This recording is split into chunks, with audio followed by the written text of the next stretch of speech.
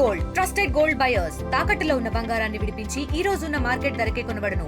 మరిన్ని వివరాలకు సంప్రదించండి 7771077720.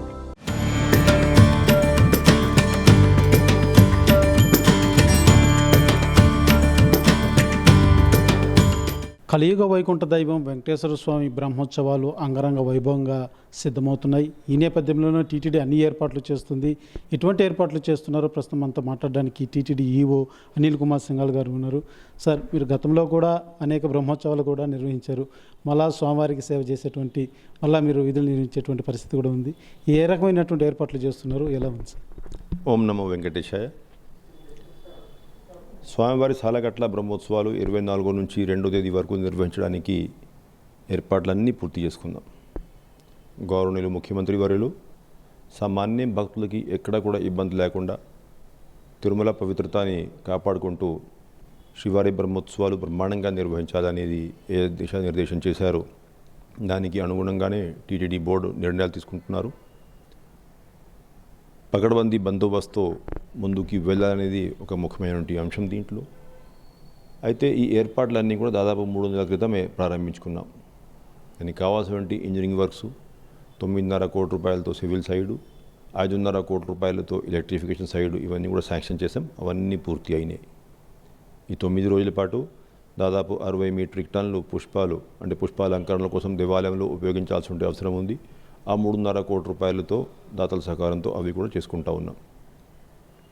సామాన్య భక్తులకి పెద్ద పీట వేయాలి, ఆ ఉద్దేశంతో మనం కొన్ని నిర్ణయాలు తీసుకున్నాం. విఐపి బ్రేకు ఓన్లీ సెల్ఫ్గా వస్తున్న డిగ్నిటీస్ వరకు పరిమితం చేసుకోవడము, రెఫరెన్స్ లెటర్ మీద అకామిడేషన్స్ ఇవ్వకపోవడము, ప్రత్యేక దర్శనాలు ఇవన్నీ రద్దు చేసి వస్తున్నటువంటి భక్తులకి నేరుగా స్వామివారిని దర్శించుకోవడానికి అవకాశం కల్పించాలనే ఉద్దేశంతో కొన్ని నిర్ణయాలు తీసుకున్నాం. ఇవన్నీ నిర్ణయాలు ఇప్పటికే ఇటు ఏమో విఐపి డిగ్నిటీస్కి, అటు ఏమో సామాన్య భక్తులు అందరూ కూడా తెలియజేశాం. ఆన్లైన్లో ఉన్నటువంటి అకామిడేషన్ కోటాన్ని కాస్త తగ్గించి 9 రోజుల పాటు రెఫరెన్స్ లెటర్స్ మీద కూడా అకామిడేషన్స్ ఇవ్వకుండా డైరెక్ట్గా తిరుమల చేరుకున్నటువంటి భక్తులకి ఎక్కువ అకామిడేషన్ కేటాయించాలనేది కూడా ఒక నిర్ణయం. అదేవిధంగా ఎక్కువ మంది భక్తులు వచ్చేటప్పుడు అన్నప్రసాదాల్లో కూడా ఎక్కడ కూడా ఈ బంద్ ఉండొద్దు, ఎవరు కూడా అన్నప్రసాదాల్లో ల్యాప్సెస్ వల్ల బాధపడవద్దన్న ఉద్దేశంతో పకడ్బందీ ప్రణాళికతో మనం ముందుకు వెళ్తూ ఉన్నాం. తిరుమలలో అన్నప్రసాదం భవనంలో ఉదయం 8 నుంచి రాత్రి 11 గంటల వరకు నిరంతరాయంగా అన్నప్రసాదాలు వితరణ చేసుకుంటూ, అదేవిధంగా తిరుమలలో ఉన్నటువంటి 4 సెంటర్స్, వైకుంఠం క్యూ కాంప్లెక్స్, మాడా స్ట్రీట్లో ప్రత్యేకంగా గరుడ సేవ నాడు వేచి ఉన్నటువంటి భక్తుల కోసం ఏర్పాట్లన్నీ కూడా పూర్తి చేసుకున్నాం. పారిశుద్ధ్య సిబ్బంది రోజువారీగా 2320 మంది కృషి చేస్తూ ఉంటే ఇప్పుడు ఈ 9 రోజుల పాటు 960 మంది ఇంకా పారిశుద్ధ్య సిబ్బందిని మనం తీసుకోవడం జరిగింది. ఏమైనా ఆరోగ్యపరమైనటువంటి ఇబ్బందులు వస్తే దాదాపు 50 మంది మెడికల్, 60 మంది పారామెడికల్ స్టాఫ్ని కూడా మనం డిప్లాయ్ చేసుకున్నాం. ఎప్పటికేప్పుడు అంబులెన్స్లు ఇవన్నీ కూడా అందుబాటులో ఉంటాయి. పర్టికులర్లీ వెహికల్ మూవ్మెంటు పైన ఉన్నటువంటి 4000 పార్కింగ్, ఆ పార్కింగ్ కెపాసిటీ పూర్తిగా యూటిలైజ్ చేసుకుంటూనే ఇంకా ఎక్కువ వెహికల్స్ వచ్చినట్లయితే తిరుపతిలో ఉన్నటువంటి పార్కింగ్ లాట్స్ వైపు మళ్లించి అక్కడ కూడా ప్రతి ఒక్క పార్కింగ్ లాట్లో 2 ఏపీఎస్ఆర్టీసీ బస్సుల ద్వారా భక్తుల్ని ట్రాన్స్పోర్ట్ చేయాలని ఒక నిర్ణయం తీసుకున్నాం. రోజువారీగా అయితే ఏపీఎస్ఆర్టీసీ వారు 1900 ట్రిప్స్, గరుడ్ సేవ నాడు 3100 ట్రిప్స్ వేయడానికి వాళ్ళు ఏర్పాట్లన్నీ 435 వెహికల్స్తో ఏర్పాట్లన్నీ పూర్తి చేసుకున్నారు. లడ్లు ప్రసాదాలు ప్రతి ఒక్క రోజు దాదాపు 8 లక్షల లడ్డు స్టాక్ నిల్వ ఉండాలనేది టీటీడీ బోర్డు నిర్ణయం ప్రకారం మనం పనిచేస్తూ ఉన్నాం. డిస్ప్లే స్క్రీన్ సంఖ్యని మనం 32 నుంచి 36కి పెంచుకొని ఎవరైతే భక్తులు మాడా స్ట్రీట్లో ప్రవేశించలేకపోతారో వాళ్ళ కోసం కూడా తిరుమలలో ఏర్పాట్లు చేసుకున్నాం. లైవ్ బ్రాడ్కాస్ట్ చాలామంది గరుడ సేవ నాడు దాదాపు 2 కోట్ల పైకి భక్తులు లైవ్ టెలికాస్ట్ మాధ్యమంలో కూడా స్వామివారిని దర్శించుకునే అవకాశం ఉంది కాబట్టి ఆ ఏర్పాట్లు కూడా పూర్తి చేసుకున్నాం. మరీ ముఖ్యంగా సెక్యూరిటీ బందోబస్తు జిల్లాధికారి యంత్రాంగం, జిల్లా కలెక్టర్ గారు, ఎస్పీ గారు మేమందరం కూడా 2-3 సారి కోఆర్డినేషన్ కమిటీ మీటింగ్ ఏర్పాటు చేసుకొని ఫీల్డ్ ఇన్స్పెక్షన్స్ ఇవన్నీ చేయించుకొని పకడ్బందీ బందోబస్తు ముందుకు వెళ్తూ ఉన్నాం. రోజువారీగా దాదాపు 6000 మంది సెక్యూరిటీ ప్లస్ ఇటువైపు విజిలెన్స్ స్టాఫ్ అంతా కలుపుకొని పనిచేస్తూ ఉంటారు. గరుడ సేవ నాడు ఇంకా 1300 మంది సేవలు అందించడానికి రాబోతూ ఉన్నారు. ఇంటగ్రేటెడ్ కమాండ్ కంట్రోల్ సెంటర్లో దాదాపు 3000 సీసీటీవీ కెమెరాస్తో లైవ్ ఫీడ్ని ఎప్పటికేప్పుడు రియల్ టైంలో డేటా అనలిటిక్స్ ద్వారా మానిటరింగ్ చేసుకుంటూ క్రౌడ్ కంట్రోల్కి ఉపయోగం కోసం ఇవన్నీ ఏర్పాట్లు మనం చేసుకున్నాం.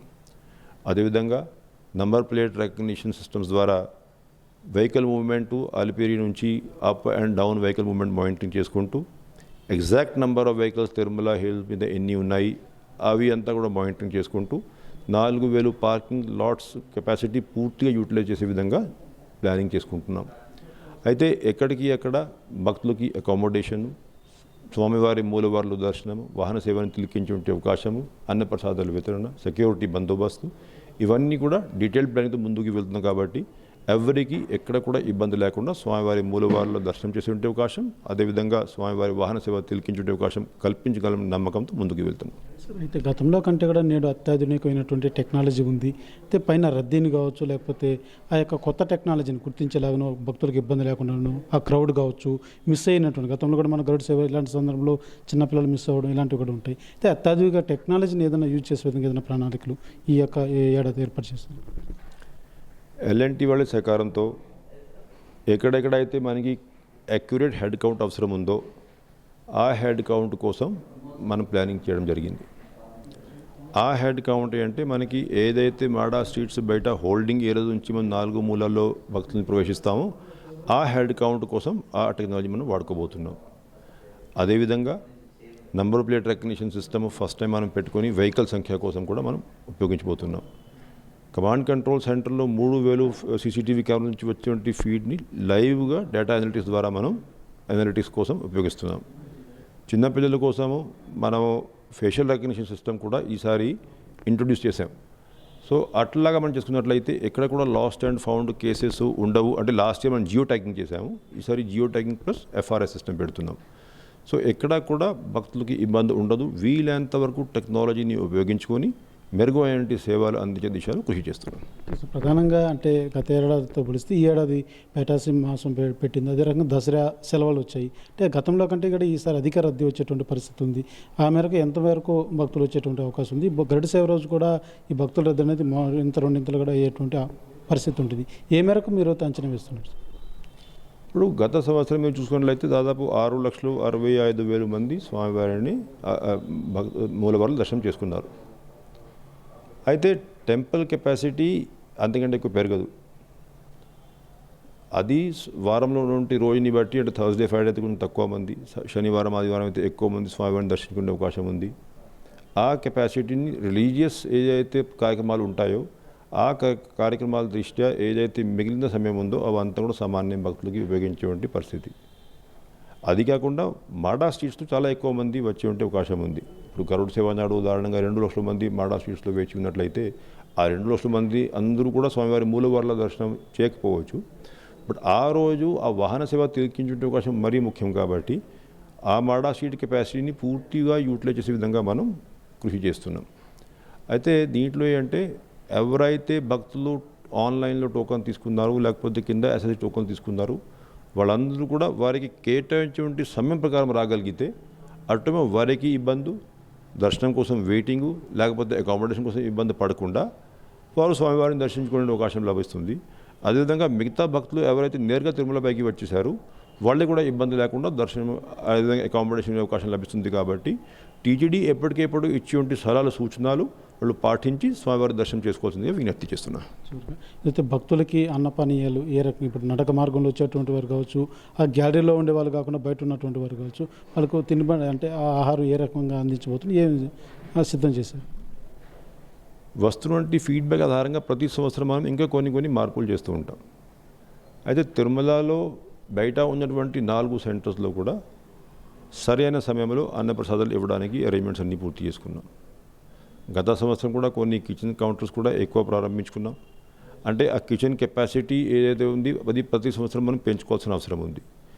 గరుడ సేవ నాడు సప్లై చేసేటువంటి అన్నప్రసాదాలు మిగతా ఐటమ్స్ మీరు లాస్ట్ ఇయర్తో పోల్చుకుంటే 13% ఎక్కువ మనం ఈసారి ఇవ్వడానికి ప్లానింగ్ అంతా కూడా పూర్తి చేసుకున్నాం. ఎందుకంటే క్యూ లైన్స్లో ఎంతమంది ఉంటారో కరెక్ట్గా ఎస్టిమేట్ చేయడం కష్టం. కాబట్టి ఆ గ్యాలరీస్లో మనం 13% ఇంక్రీజ్డ్ కెపాసిటీతో మనం ముందుకు వెళ్తున్నాం. కాబట్టి ఎవరికి ఎక్కడ కూడా ఇబ్బంది ఉండదని నేను భావిస్తూ ఉన్నా. ఈ విఐపి దర్శనాలు రద్దు చేశారు అంటే దానికి సంబంధించి ఏ రకంగా ఉండబోతుంది?